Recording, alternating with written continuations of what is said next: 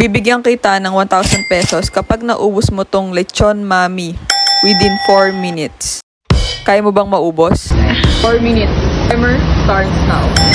Okay guys. Lechon mami. Dito sa Jowems Paresan.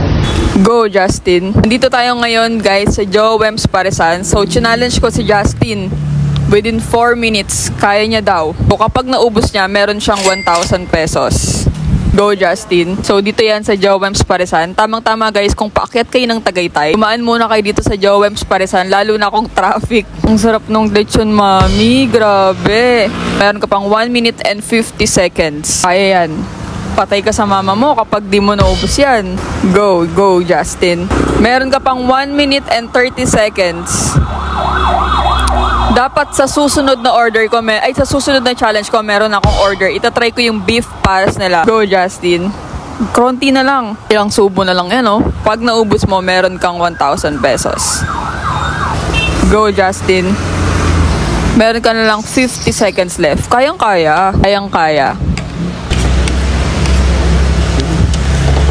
34 seconds. Medyo mahirap kasi may noodles.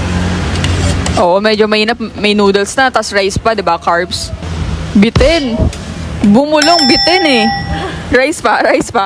Hindi na. Meron ka pang 19 seconds left. Galing ni Justin. Hindi ka mapapagalitan ng nanay mo yan. Guys, masarap. Sabi sa inyo, dumaan kayo dito sa Jowems Paresan. Dahil dyan, meron kang 1,000.